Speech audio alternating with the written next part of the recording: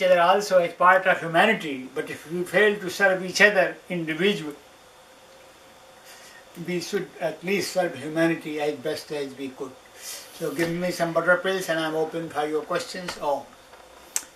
Can you tell me your favorite memory that comes to you when you were a child? Oh, butter pills, please. That's a butter pill. No, it was not a butter pill. That's my butter pill to you. It was under, yes, it's a butter pill. Yes, it is. It's my butter pill. Okay, please. I could not taste it anyway. So you couldn't taste that one? No. That one wasn't tasty? No. Oh my God. Oh, I have to try again? Yeah. A sweet, simple butter pill that I could bliss out. And then I will take your most, what you call, cruel arrow. Poisonous arrow. All right. I think you can tell me what is your desire.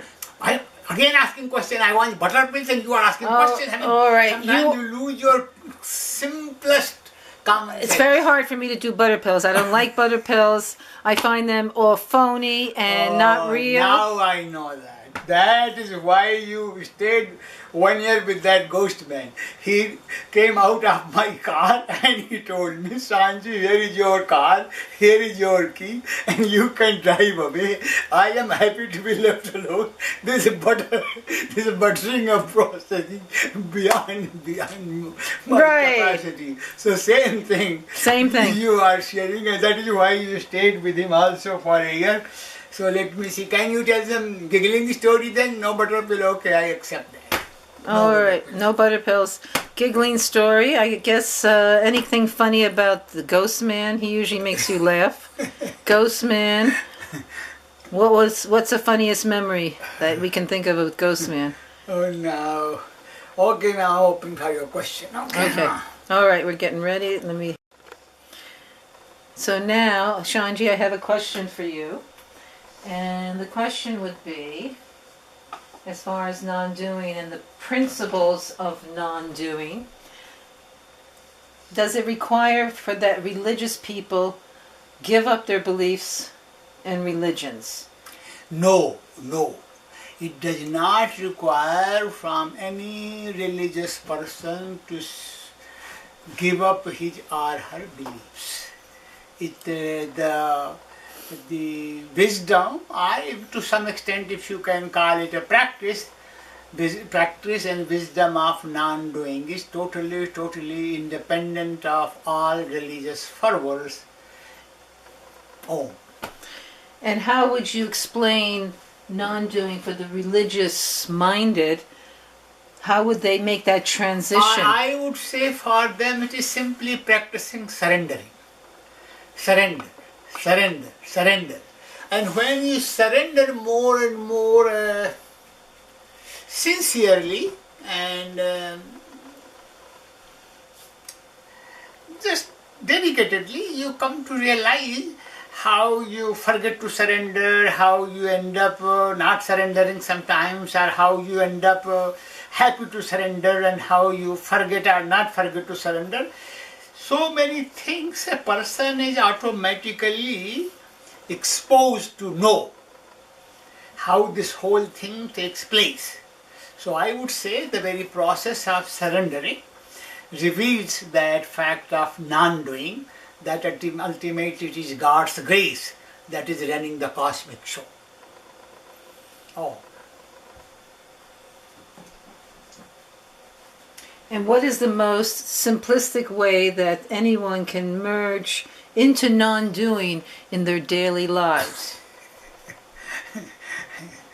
What is the most simple way for anyone to merge daily in the non-doing? I would say this kind of merging or not merging has no scope in non-doing from my point of view. The merging is like when you recognize in a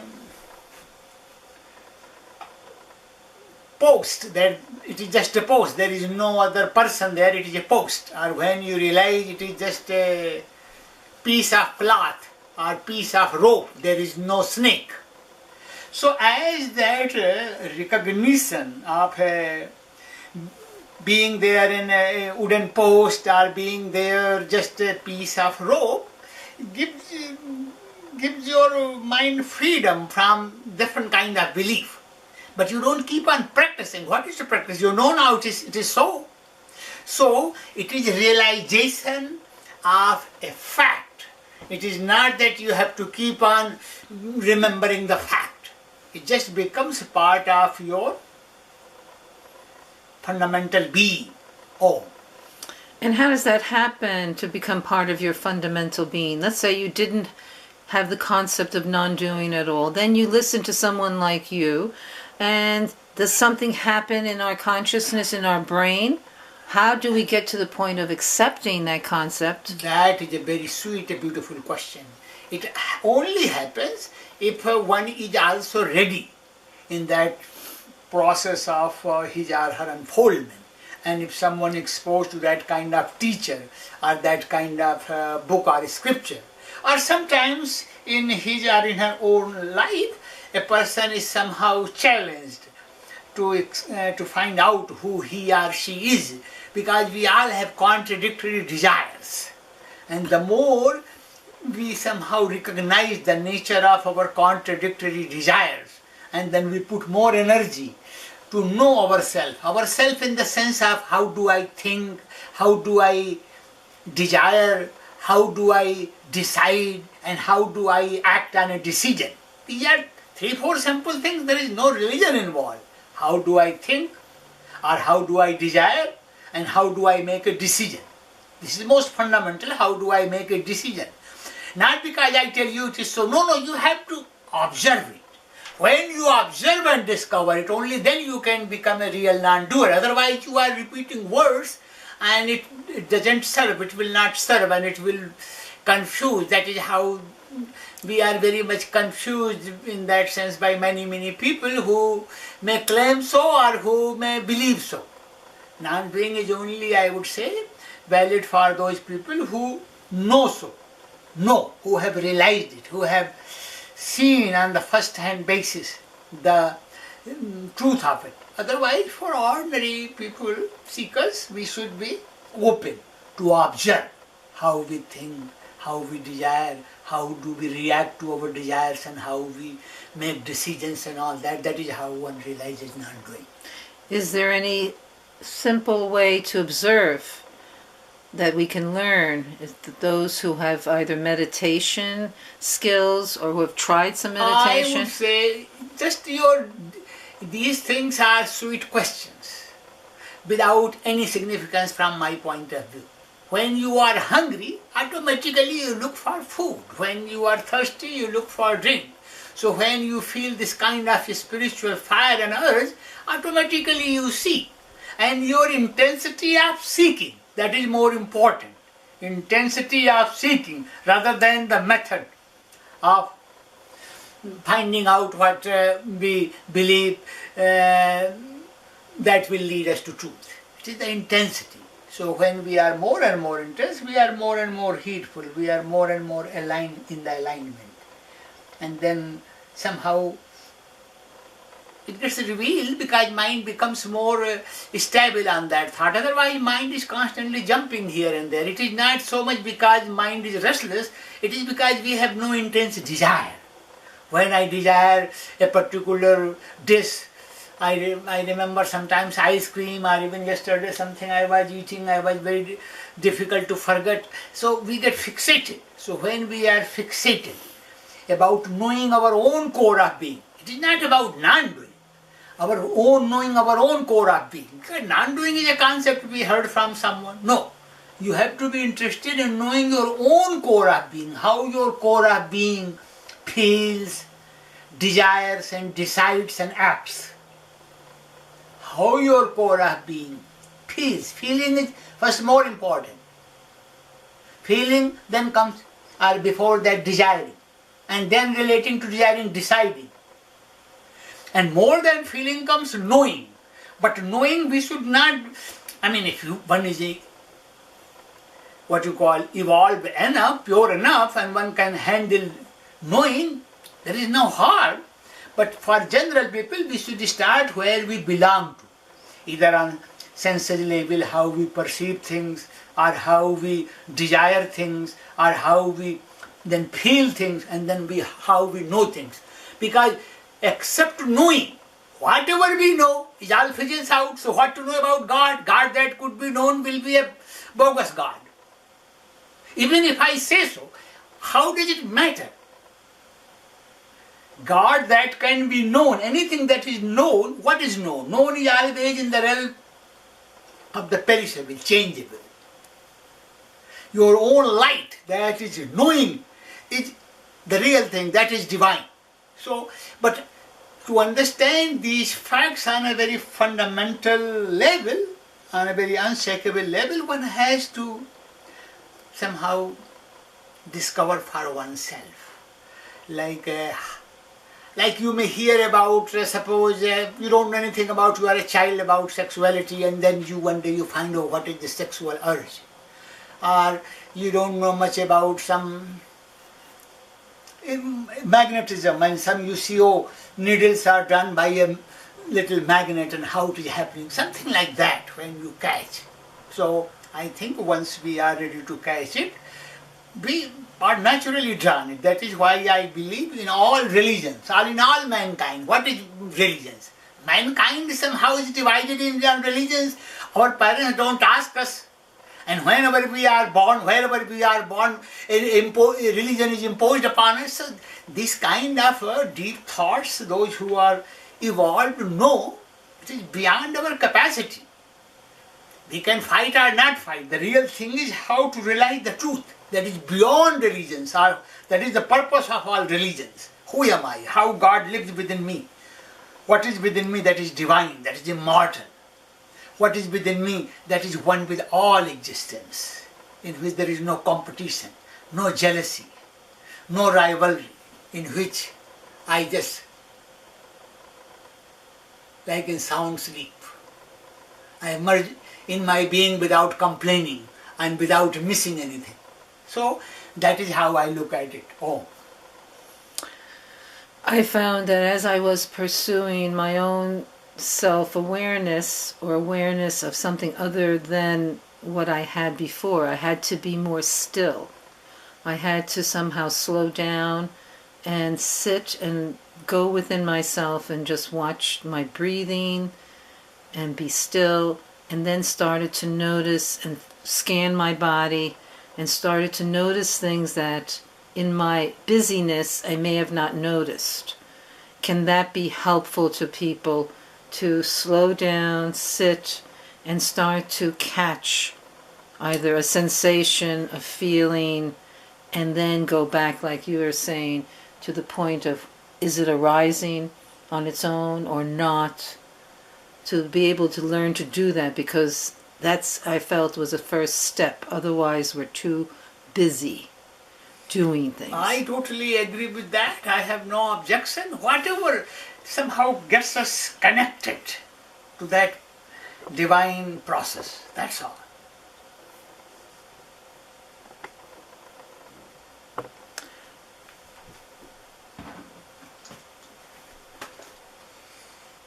So another question would be, how can humanity as a whole benefit from adapting the concept of non-doing into their lives? How will it benefit them as a whole?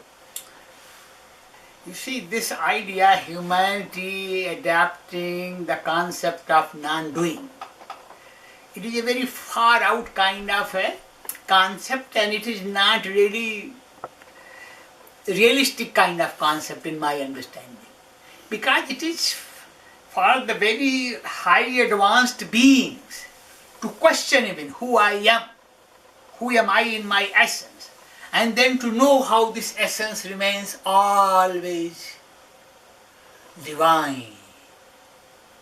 It is like a mirror. In front of the mirror, anybody goes, it reflects, and when that object, that person is gone, mirror still shines the same way. Mirror is not affected. It does not take anything in or throw out anything with the appearance or disappearance of the object. Likewise, So I would say, but when most of us are a large number of these divine beings somehow come to that kind of conclusion, there is naturally a divine kind of I don't know the exact sweet words that will bring the energy up. And that is what is important.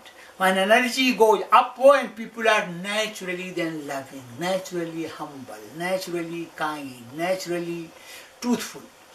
Because those few very high beings have somehow come to that kind of resolution. And not only that resolution, in their lives. We still don't know how these so-called great mystics of modern times are interacting with each other. When we could hear and see how they are sharing with love and joy and tenderness, then there is a different kind of impact that is going to reach the masses, and that is how masses can be very much helped. Oh.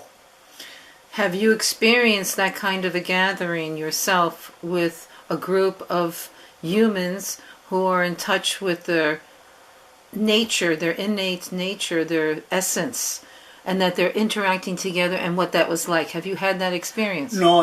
I have not been blessed with that kind of experience, nor I even hope this will happen in my lifetime. But if it happens, I will be so blessed and so happy. We are so much governed by our ego system and our own individual propaganda purpose that kind of urge somehow is still not there. We are more for self-promotion rather than the promotion of a divine, real thought, real. So if you have not experienced this, then your description of it is based on what? Your vision, your imagination? That's beautiful. My description of what I am sharing is based on my realization, based on my conviction, based on my understanding of my teacher, based on my understanding of other teachers as well, based on some of the teachers I still have, and based on other great beings of the past like Raman Maharshi, Ramakrishna Paramhans, Kabir, and all the great mystics who have shared their convictions and many times whose lives have been shared. I think to me the greatest service that these saints or mystics offer to humanity is their life. Through their life they prove what faith in God means, what divine grace means, what humbleness means, what peace means, what fearlessness means. And through them, somehow, because we are also expressions of the same God, that divine energy gets ignited and we feel inspired to manifest that divine potential in our own life. Now, the people that you mentioned sound like people that you have not met personally.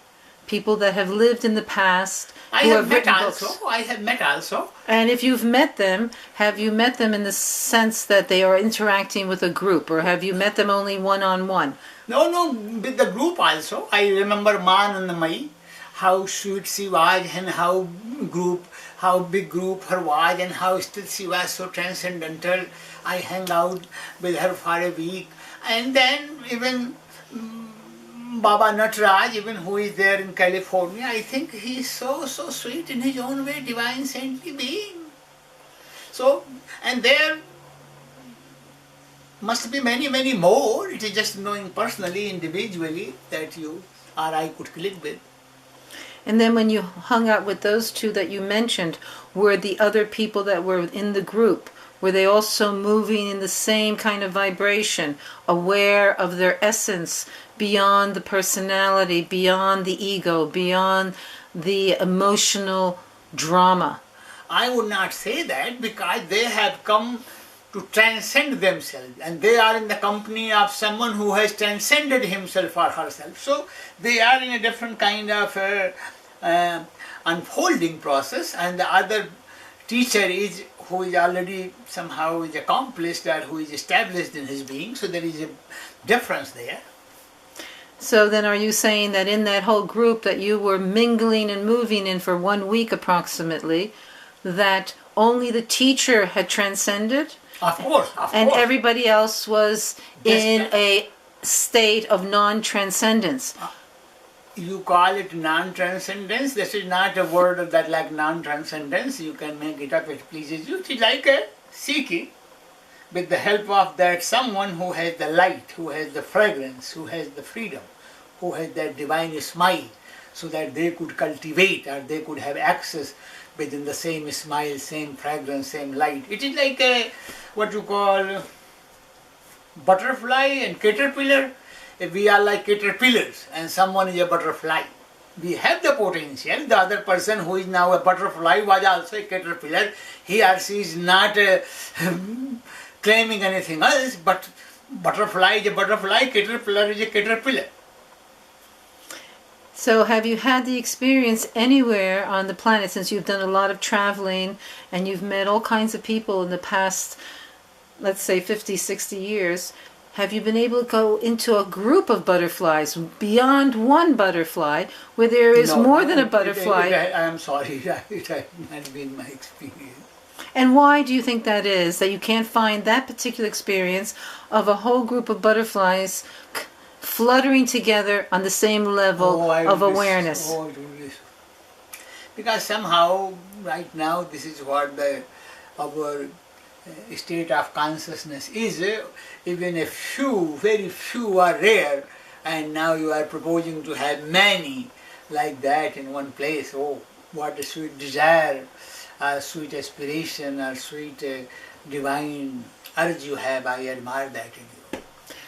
Well, it doesn't have to be a lot of people. It can just be more than one. So let's say you have the aware, transcendent teacher, and then 1 or 2 others. So you have a group of 3. Like in the Bible, it says one of Jesus's quotes are, where there are 2 or more together. So that would be at least 2 or more, and that they could be vibrating on the same level of awareness, and what that interaction would be like for an extended period of time.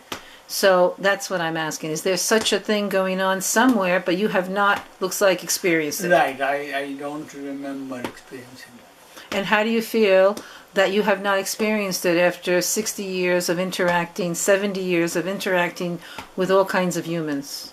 How do you feel about that? It's not a sweet kind of thing, but that is how life is, what to feel and what not to feel. It is like it is as it is, acceptance as it is. Or whatever reaction comes, reaction will come and go. It is the part of the melodrama of existence. So it's not a sweet thought for you? No. It's is it some kind of a sad thought for you, or? Not really in that sense. It is just a factual thing, like suppose it is not a very pleasant weather, but it is not horrible weather, so it's all right. And you also spoke before about many lifetimes, that we all have come into this world of physicality many times. So if you accept and believe in many lifetimes, then are you in front of me and me, myself, here because we've been here many times, and so have so many others. And with all the lifetimes, why are we still at this stage where you can't even find more than 1 or 2 transcendent beings in one room interacting as a group, even though we've been through, let's say, hundreds of lifetimes? I would not say that because I am not experiencing now, so that does not mean I have not experienced in other lifetimes. And then it is just like in a dream. In a dream, same mind is sometimes goes through one kind of dream, other time other kind of dream. There is no fixed rule about it. So in this cosmic divine scheme, there are no fixed rules. It is like a divine mystery that unfolds in front of us, and we participate the way we are ready to participate. I think you are still questioning something, in my understanding, that is beyond question. It is like a why is it so? Now, whatever it is in front of me, why is it so? Why is it so? Why is it so? Why is it so? Why is it so? When my question can end, why is it so? Like it's an endless question. It may only end when either I am asleep or I am too happy with it. But then, again, when I am not happy, why is it so? Why is it so? Why is it so? So this is like I would say from my point of view, these kind of things unfold in life. It's like a polarity. It is divine polarity. God cannot enjoy existence, or God cannot manifest divine this process without that kind of a division.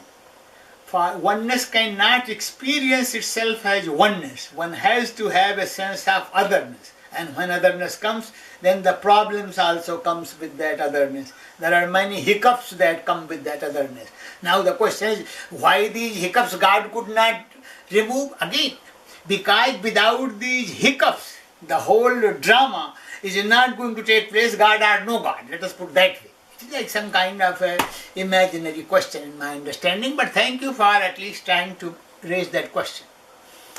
One reason I'm raising it is because in the reincarnation New Age circles, one of the tenets and theories is that we have been here hundreds and thousands of times, and then each time we are evolving individually and as a group, and that we are at this point at the highest, possibly the highest evolutionary evolvement of humanity expressing the divine. Who said that we are on the highest level? Have That's you not one, heard of Kali Yuga? There are both kinds of interpretations. well, that's one interpretation. That's Other why I'm asking. interpretation is we are at the lowest level of spiritual kind of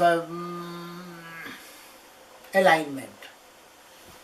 So we could be in this lifetime at the lowest level of alignment as compared to a previous lifetime where we could have been even higher. So it doesn't run linear or concurrent from your understanding. Right, and the other thing is that when we bring the word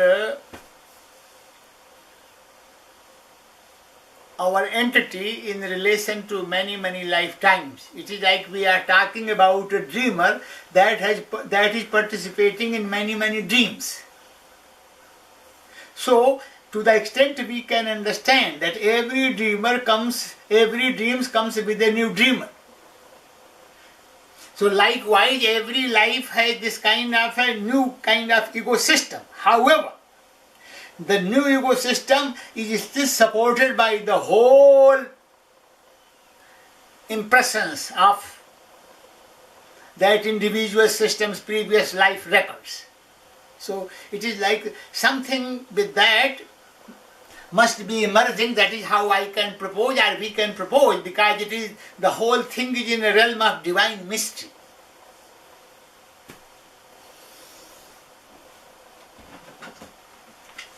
Okay. So how would you say non-doing would work for Christians in particular who, let's say, admire Jesus? Can you give any examples of non-doing from his life that you have heard that would match? I would say about Jesus, don't think for tomorrow. Tomorrow will take care of itself, take care of the daily bread. To me, these simple teachings are just, he is teaching how to live in the moment, and then the birds toil not, and they are provided with such abundance, and the butterfly and all that. Whatever I read sometime somewhere was like even Solomon in his glories was insignificant, not comparable to the freedom and the sweet glory of birds. So to me, through that parable, he is revealing something so marvelous that is within all of us. So that is, to me, he has taught that wisdom of non-doing through that process, I would say. So can we say it in a certain way that it would be that for those who have a Christian upbringing to rely on the divine or to rely on God for all your needs and for direction and for whatever is happening to your life, to surrender, because you mentioned surrender before, to surrender to the divine and let the divine take care of everything. Certainly, and when we surrender more and more, whatever we call divine, Jesus, Moses, whatever, then the very alignment with this so-called divine, any name we give here, the alignment with so-called divine, that's the whole trick. What name we give here, it is a Hindu God, it is a Christian God, it is a Jewish God, it is a Muslim God, irrelevant. But because we are still so much possessed with our body consciousness, with our cultural conditioning, somehow it does not give us enough juice and joy and power if somehow it is related to my particular kind of whatever symbol and name I have grown up with. But that's all right, there is nothing wrong with that. Accept that, let us go with that, but then ultimately we have to transcend. Transcend in the sense no matter what kind of bed you sleep. You give Jesus, Christian name, Hindu name, Islam name, Jewish name, but when you fall asleep, then the very nature of sound sleep is such that you transcend all the beds. If you are still glorifying or talking about your beds, then you have not tasted sleep, sound sleep. So I would say this transcend non-doing is like a divine grace. When it dawns in our life, it somehow makes us see things in a different flavor. And that is what we are striving for. It is like water is water, water is water, and you keep on boiling, boiling, boiling, then water starts evaporating. Now, why water changes suddenly? Why it does not turn into vapor? Why it was waiting and waiting and waiting only at that particular point? This is the whole thing. We all have got that divine boiling point.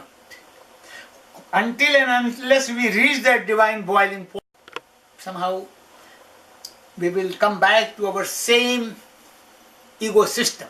But when we go beyond that, then it is a different kind of divine life and grace. I'm trying to remember like my Christian upbringing and see how it connects with non-doing as you're speaking.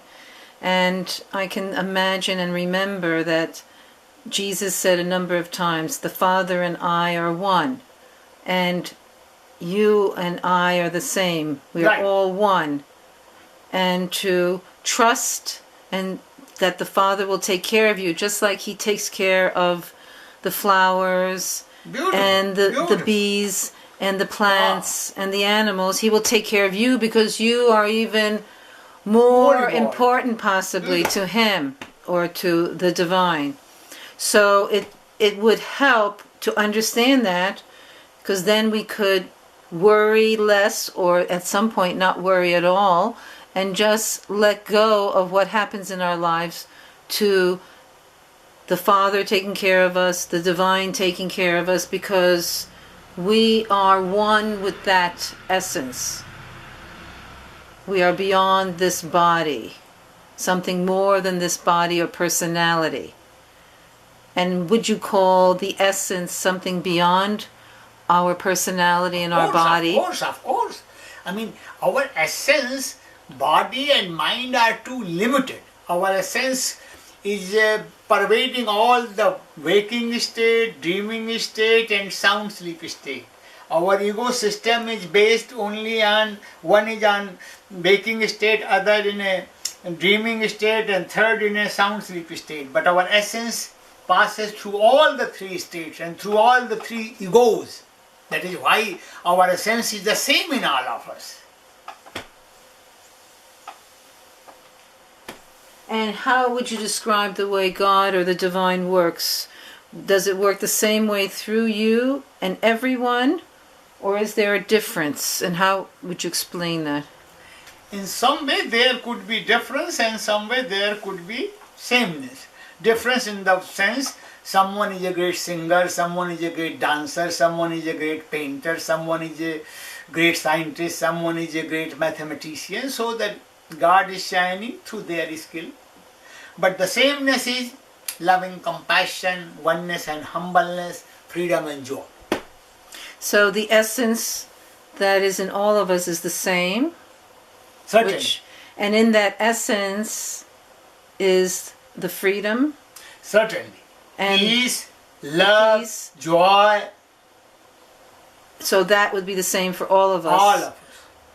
If that is somehow predominant in our lives, then that would be manifesting. Right. Otherwise, even the ego in us, if we are totally immersed in the body and in our personalities, in our emotional body, that can be very similar too, like everyone else. Then we would be expressing the fear, the jealousy, That is also true. the greed, the unhappiness, the dissatisfaction. So that is similar. That body of that negative body is the same, it seems. That is also true. Is there something you can say in conclusion? Any particular method or means that you can express that would help humanity take a quantum leap or a particular huge step into this awareness of non-doing? Is there something you can simply say at this point? For quantum leap, I would say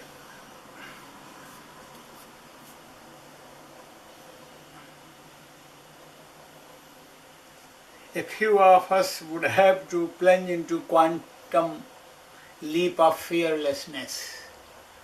And with the quantum leap of fearlessness based on truth, based on that kind of clarity. Otherwise, now terrorists, are they not fearless? But we don't want that kind of fearlessness in our life. So there is a very fundamental difference about fearlessness that is taking us to the realm of God, and that is somehow keeping us deluded in the name of God. So I would say it has to be based on our human sensitivity of gentle peace, love, kindness and oneness. And that kind of a greater awareness, I don't know really how to differentiate it except in our own individual lives when we recognize that and when we take a stand. I think now my hope is because of the internet and this new scientific revolutions, humanity has become suddenly exposed much more to itself. So because so much information is passing through each other, though we are very much scared and very much exploited also with wrong information, there is still much information coming about truth also, about connection also. So I believe and I think when this communication somehow reaches that kind of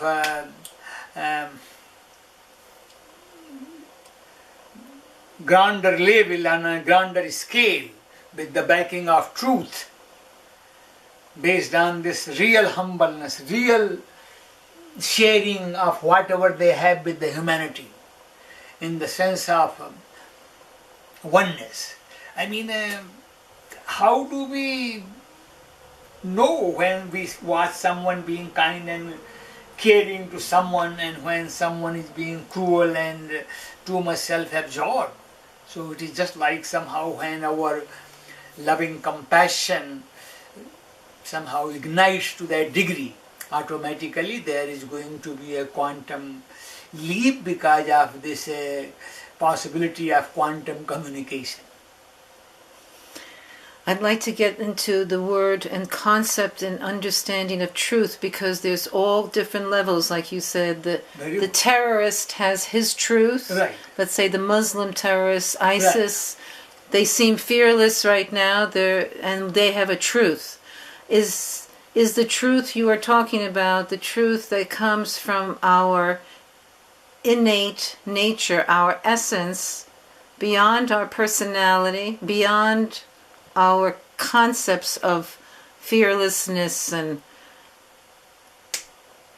beliefs of any kind, that there's some kind of that space that is neutral, and if the truth is the truth coming from there motivating us. So it's not truth coming from ego, or truth coming from the fearlessness of ego, that there's a difference there of some kind. Can you make it more simple? What truth? In my understanding, the problem is not these terrorists. These terrorists are simple, innocent boys misled. These terrorists are really those shrewd and cunning politicians, cruel politicians, cruel that elite rich people who are very scared of their own safety and who has no limit to their addictions of different kind of pleasures. So somehow they, in their own way, keep humanity in check by creating some kind of rifts and problems in society and humanity. But in general, I will say, truth is not an individual opinion. It is something that we means normal, healthy, common beings agree, like we agree this is sun, this is ocean, this is a mountain, this is a tree, this is fire, this is water. So those things about which most of us agree, like objective facts. If we share those objective facts and objective events of life in a truthful manner, and we share our feelings, whatever our feelings are, in a truthful manner, then of course as human beings we are able to examine whether the person is playing a game with us or a person really is authentic. It takes a few days, if not a few hours, to know whether a person is truthful or not.